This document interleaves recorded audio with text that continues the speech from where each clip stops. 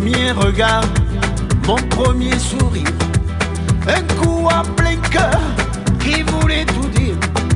C'est elle, elle est là, juste auprès de moi. Je rêve déjà de pouvoir lui dire, elle m'a conquis, je vais l'aimer. Avec nous aujourd'hui dans les studios de Divergence FM, des invités de marque. Nous avons Kiko de Kiko et Gypsyland. Bonjour Kiko. Bonjour à tous. Et nous avons Cheb Mamisrig. Bonjour Cheb. Salam alaikum.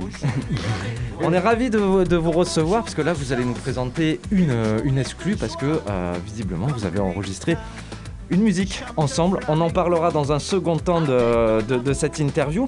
Mais j'aimerais d'abord un petit peu parler de Kiko, de votre histoire, hein, parce que les Gypsy Kings, vous étiez chanteur des Gypsy Kings. Les Gypsy Kings, c'est connu mondialement. On dit même que les Gypsy Kings sont plus connus dans le monde qu'en France. Et qu'est-ce qui a fait que vous avez changé ? Est-ce que vous pourrez nous raconter un petit peu, pour les gens qui ne connaîtraient pas votre histoire, pourquoi vous avez créé Kiko et Gypsyland ? L'histoire, elle est longue. Ouais, j'imagine. En fait, j'ai chanté avec les Gypsy Kings pendant quelques années. Ouais. Et donc après, j'ai décidé de monter mon propre groupe pour pouvoir faire un peu ce que je veux. Comme je t'ai dit hors antenne, on n'a qu'une vie. Ouais. Et ma vie est prioritaire. Voilà. Donc mon métier, c'est être musicien. C'est ma passion, J'adore ça. Ouais. Mais on a quand même une vie à côté. Voilà. C'était beaucoup de déplacements, j'imagine, dans le monde pour aller faire des concerts. Ça devait être un peu lourd. C'est 100% les voyages, les répétitions, les concerts, les enregistrements, les télévisions, les radios comme aujourd'hui. Et c'est tout le temps. Je me lève le matin jusqu'au soir. Donc c'est très... comment je pourrais dire, c'est très agréable en même temps quand on est jeune, quand on est marre dans la vie, puis après petit à petit on se rend compte qu'il y a une vie qui est prioritaire quand même. Ouais, quand on a une famille, j'imagine, voilà. on pense d'abord je pense comme tous les métiers, hein. Oui.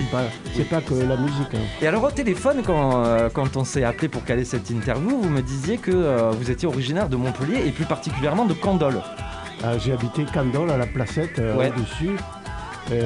Tout à l'heure, avant d'arriver, là, j'étais voir la rue Université, le bar La Vieille Porte que je connaissais très bien. Et juste pour info, à une époque, j'avais monté une équipe de foot. Ah oui. Dans les années 78, je crois, ou 80, qui s'appelait La Vieille Porte. D'accord. Et donc j'étais le président. Je savais pas, ça. J'étais le président, j'étais l'entraîneur. J'étais joueur, j'étais capitaine. Alors ça, j'en parle parce qu'en fait, avec Divergence, ça a été une commande de la ville et de la métropole. On a fait un portrait du quartier Candolle, que vous pourrez retrouver en podcast, bien sûr, sur le site internet de Divergence FM. Et on s'est rendu compte, en fait, que ce quartier, depuis qu'il y a beaucoup moins la communauté gitane, en fait, qu'il a perdu de son âme. C'est ce que les gens nous disaient. Ils nous disaient, mais à l'époque, c'était génial, ce quartier. Maintenant, ça devient un peu plus bobo, comme on dit maintenant, et du coup, ça a perdu de son âme. Il y a beaucoup de bars, de restaurants. Voilà. Moi, je me souviens, j'habitais autour de la Placette. Hein. Et je descendais, je prenais ma guitare, je savais pas que j'allais en faire mon métier de la musique, et je me mettais à jouer en bas. Et pour l'anecdote, un jour, il y a un journaliste qui est passé, qui m'a fait une photo, et qui m'a posé 2-3 questions. Et quelques jours après, j'ai vu ça dans la Gazette, un journal de Montpellier, et j'étais super content. Et ça, tout se passait à la Placette, en fait. Oui, il paraît, les gens nous disaient, mais en fait, on sortait, on était au courant de tout ce qui se passait dans le quartier, tout se passait bien. Il y avait bien sûr des tensions de temps en temps, mais en tout cas, tout se passait bien, et il n'y avait pas les gens qui viennent, qui restent 1 an, 2 ans, qui repartent, on ne se connaît plus dans ce quartier. Et ça, les gens nous disaient, c'est dommage, en fait. Moi, mes enfants ont été à l'école en bas. De la Placette. D'accord. D'accord. Bon, la parenthèse est fermée sur le. On pourrait en dire, on pourrait tenir une heure sur le quartier Candolle. Oui, parce qu'on a beaucoup d'anecdotes. Oui, j'imagine. Allez, on revient un peu plus sur Kiko et Gypsyland. Donc, du coup, c'est un groupe qui. Alors, il y a beaucoup de musiciens, je crois. Vous êtes à peu près une quinzaine. Alors, il y a des musiciens, mais le groupe est composé de 5 guitaristes au départ. Et après, on a un bassiste, on a une basse, on a un clavier. Enfin, tout dépend des animations qu'on fait. On peut être 10, 15. On peut être 25 guitares aussi. Ah ouais, ça doit envoyer. Ouais, ça, c'est des concerts vraiment sur commande. D'accord. Ouais. Et là, justement, vous êtes en préparation d'un nouvel album. Oui, je suis en train de préparer un nouvel album avec des nouvelles chansons et des anciennes chansons que je reprends. D'accord. Que j'adapte avec les sons d'aujourd'hui et tout ce qui est mis à notre disposition aujourd'hui. D'accord, donc ça veut dire qu'en plus de la musique traditionnelle, on va dire gitane, vous rajoutez un petit peu des machines électroniques. Oui, on essaie de faire un mélange entre le live, le vrai, les guitares, les voix, les palmas, la basse, tout ça, et puis tout ce qui nous est mis à notre disposition sur Internet et tout ce qu'il y a au niveau du son aujourd'hui. D'accord. Il y a tout un tas de bases rythmiques, il y a de tout, de tout. D'accord. Et d'ailleurs, alors on refait une petite parenthèse. Ça, c'est Cheb qui me disait ça au téléphone. Vous aviez fait une reprise de Francis Cabrel à l'époque qui avait été repris internationalement, on va dire. Oh oui. Alors ça, c'est venu dans les années 80. Je reprenais cette chanson, moi, pour m'amuser. Ouais. C'était « Je l'aime à mourir ». Ouais. Et en espagnol, ça donnait « La quiero a morir ». Et je faisais ça pour m'amuser. Je l'ai enregistré. Et puis, à ma première signature de maison de disques à Paris avec AB Productions, à l'époque, dans les années 88, j'ai demandé à mettre cette chanson dans l'album. Et en fait, c'est celle-là qu'on a lancée à l'époque. Et évidemment, je ne connaissais pas les droits, comment ça fonctionnait, la SACEM et les adaptations, tout ça. Ouais. Et donc, c'est mon éditeur qui m'a dit, mais il faut faire une demande d'adaptation. Et oui. Et donc, je fais une demande d'adaptation et M. Cabrel, évidemment, m'a signé l'adaptation. D'accord. Et quelques années après, il y a eu un groupe de salsa qui a repris ça, en salsa, en espagnol. Et puis, quelques années après, il y a eu la fameuse chanson Shakira qui a repris « La quiero a morir ».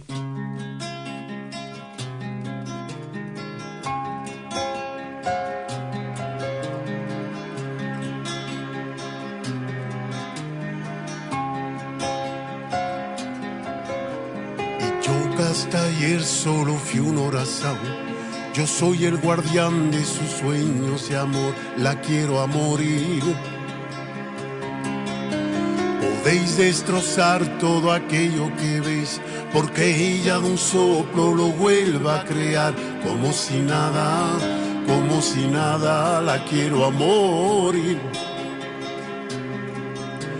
Ella para las horas de cada reloj y me ayuda a brindar transparente el dolor con su sonrisa. Ella monta una torre desde el cielo hasta aquí y me pone unas alas y me ayuda a subir a toda prisa la quiero a morir. Conoce bien que hay la guerra, cada herida, cada ser conoce bien que hay la guerra de la vida y del amor también.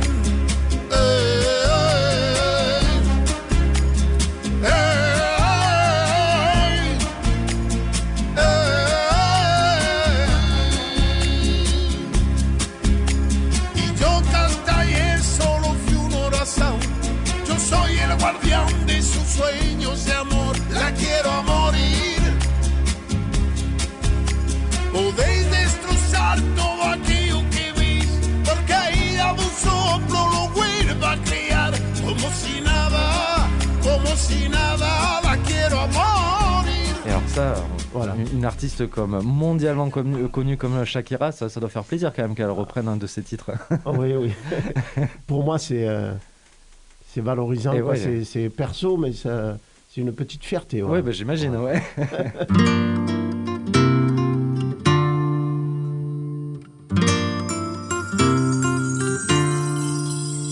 Je veux vivre à ma manière, comme un homme tout simplement. Ma guitare en bandoulière, je jette mes chansons au vent. Alors donc, un nouvel album en préparation. Donc là, Cheb me disait que c'était quasiment enregistré, ça passait au mixage, il me semble. Au mastering. Oui. ensemble, on a fait une chanson. Voilà, c'est là que je voulais venir, justement. Ouais. ça fait 30 ans, si tu veux. C'est ma fille, je me rappellerai toute ma vie, ma fille Linda. Ouais. Ma fille Linda, elle est montée sur scène quand Kiko il passait à Carnon. Il faisait un concert. Ouais. Et c'était le rêve de ma fille. Elle me disait toujours, mais papa, c'est quand tu vas chanter avec lui. Je lui disais toujours, t'inquiète pas, je cours après lui, tu sais. Et à chaque fois, je l'emmerdais. Je lui disais, alors moi, je suis un gros casse-bonbon. J'arrête pas d'emmerder tout le monde, tu vois. Et Kiko, je lui disais, ouais, tout le temps, demain. En fait, c'était 5 ans après. Et là, on a fait une adaptation. En fait, une adaptation, je vais dire une adaptation qui s'appelle Te Quiero. Ouais. C'est la chanson de Kiko et de moi. C'est ce qu'on aime. Tu sais, c'est pour les jeunes, c'est pour les, comment dirais-je, pour ceux qui ont été à l'école. Et pour ceux qui ne voulaient pas aller à l'école. Et c'est pour ceux qui ne voulaient pas le bac et pour ceux qui voulaient le bac. Donc c'est compliqué, mais en fait, tout le monde va comprendre ce que je vais dire. Voilà. Et donc avec Kiko, j'étais en train de... Je voulais Kiko. Ouais. Je voulais Kiko parce que c'est un très très grand artiste. Hein. J'ai insisté. Non mais c'est vrai, je lui fais chier. C'est pas déconner. Je disais toujours, oui, on va la faire. Ça reste... Ouais, depuis des années, ouais, puis c'est ce que vous me disiez, vous êtes très pris, j'imagine. C'est compliqué de... Il n'a pas le temps, lui. Et ouais. C'est une personnalité très demandée. Et oui, j'imagine. Il m'appelle 10 fois par jour et je lui réponds 10 fois. J'arrête pas de l'emmerder. Et donc, du coup, comment ça s'est passé cet enregistrement? Vous avez travaillé ensemble, vous me disiez que c'était... Il m'a d'abord envoyé quelque chose à écouter. Ouais. Et il m'a dit, voilà l'histoire... des jeunes qui vont à l'école, sur leur chemin de l'école. Il me dit, t'inventes un truc comme ça. Ouais, tu inventes, il me dit. Donc il me dit, tu vois ce que je veux te dire? Bon, ça te connaît le personnage. Moi, je suis comme ça. J'ai fait avec. Et donc après, on est allé enregistrer en studio. J'ai des gens avec qui je travaille, à Saint-Onès. Ouais. Donc on a été là-bas, je lui ai expliqué le projet. Et donc voilà, on a travaillé pendant toute une journée. Pour une musique. Voilà, pour une musique, exact. Et vous, Cheb, ça c'est le premier projet que vous faites? Vous aviez d'autres projets? Non, en fait, du tout. Ça veut dire, en 2009, je me suis séparé de Cheb Khaled.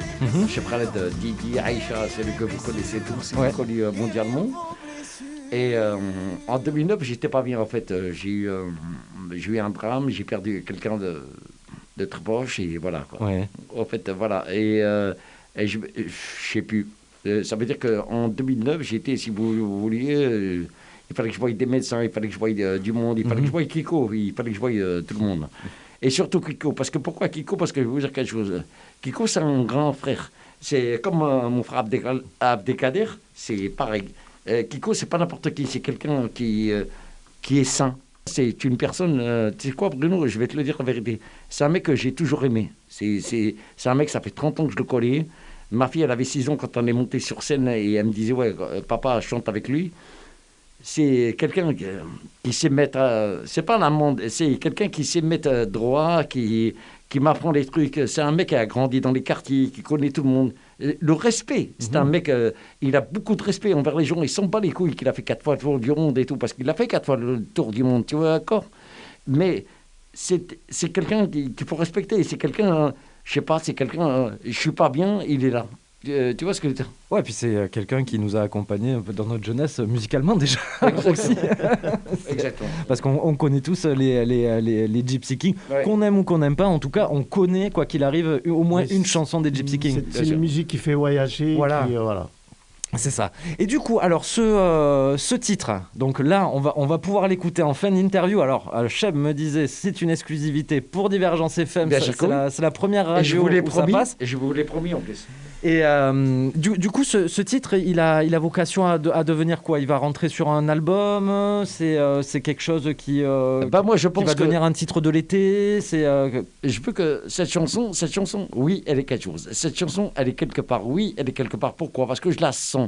J'ai vu et j'ai entendu des gens écouter cette chanson. J'ai vu des gens danser sur cette chanson. Elle était mise à plat. Et j'ai dit, voilà, c'était au mois de novembre, quand je t'avais appelé, Bruno. Et les gens m'ont dit, mais tu sais quoi? ils n'arrêtaient pas de dire.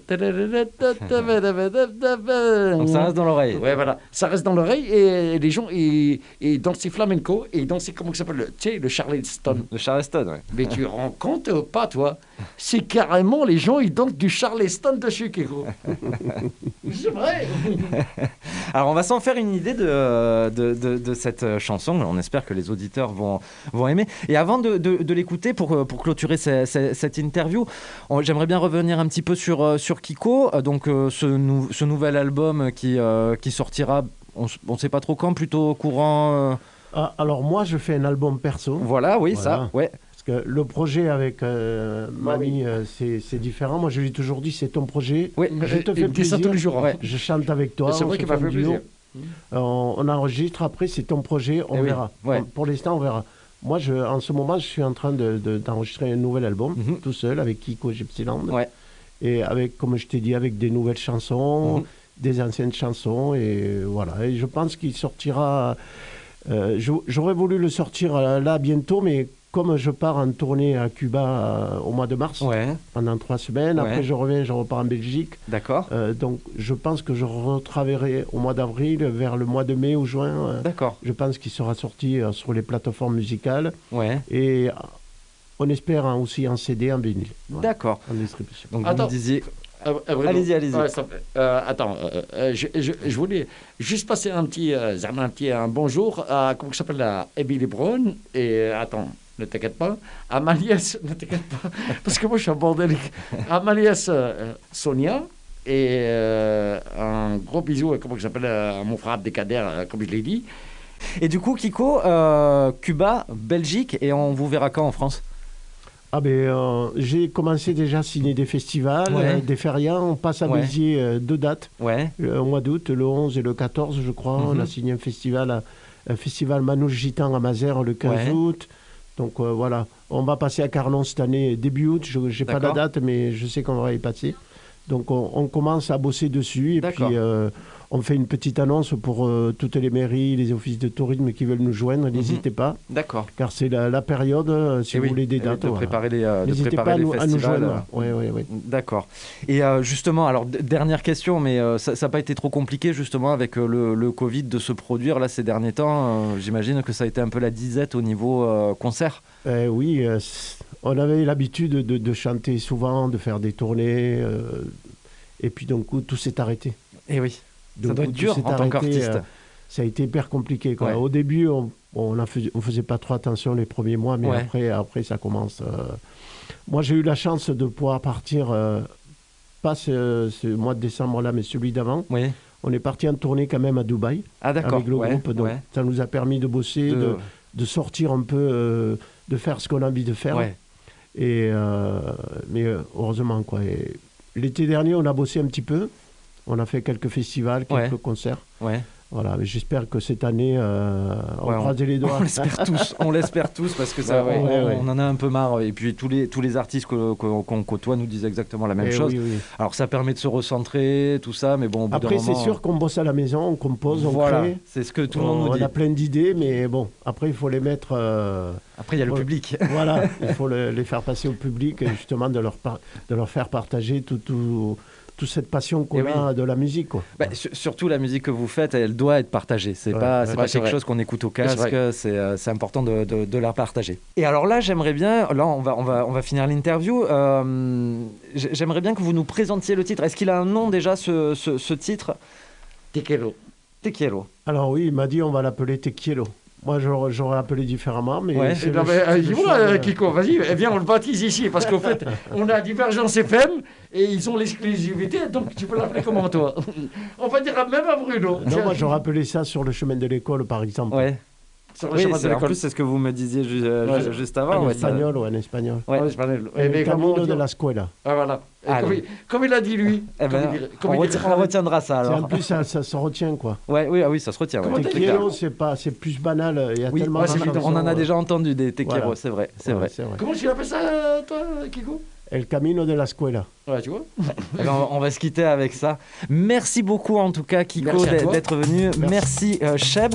On va se quitter avec ce titre qu'on espère que les auditeurs vont adorer. Merci beaucoup, messieurs. Merci de votre accueil. Et à bientôt. Au revoir.